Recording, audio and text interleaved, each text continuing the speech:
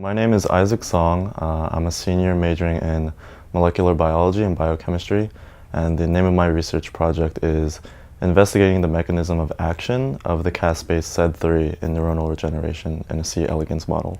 My research has to do with caspases, and caspases are essentially proteins that work in apoptosis.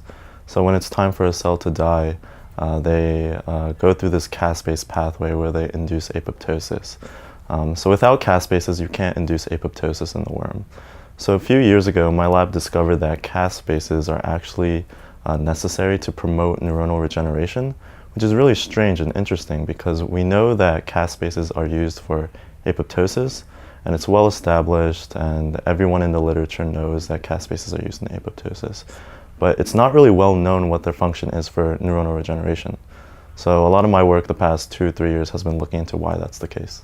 My lab has hypothesized a working model of a pathway that the caspase SED3 might be working through to promote neuronal regeneration. So for the past 3 years, I've been gathering evidence and data to suggest that SED3 is working through this pathway, and as of today, the evidence does seem to suggest that, so that's pretty exciting.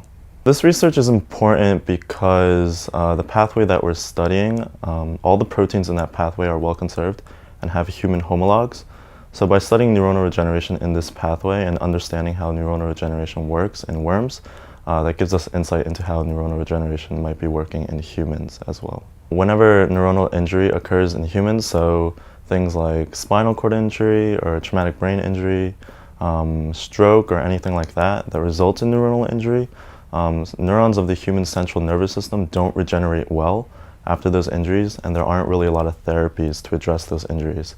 So we hope that by looking into or investigating how neuronal regeneration is occurring in worms, that can give us more information about how it might be occurring in humans as well. I first got involved through the RSD Research Center, where I work as a peer instructor, and the program I took part in was the RSD Summer Science Program. And that was a really great program because for 10 weeks over the summer, I was working full-time in the lab. And it's when you work full-time in the lab where you get to learn all the little nuances and the intricacies of being a scientist full-time. So that was a really good base for me to build on my sophomore, junior, and senior year. My advisor is Dr. Driscoll, and I met her through the RSD Summer Science Program. And she's been an amazing mentor. I really have no words to express how grateful I am for her. Coming in, I had no research experience and I had no idea what that whole process entailed. So working in the lab has helped me learn as to the day-to-day life of being a scientist, how to design experiments, how to interpret data, how to be really patient and accept failure after failure after failure after failure. It's really exciting, but it's really hard at the same time.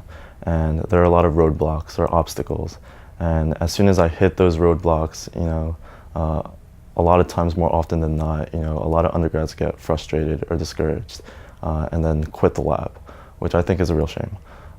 So I think that you get as much out of it as you put in. So putting in that effort, I think is really important, and then waiting and see what comes of it will be really rewarding in the end.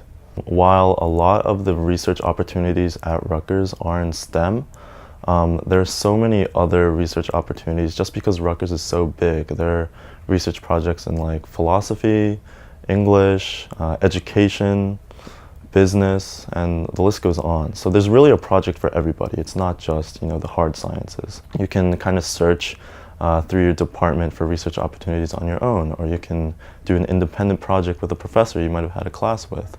So there are so many different ways you can get involved with research, and I think every undergrad should.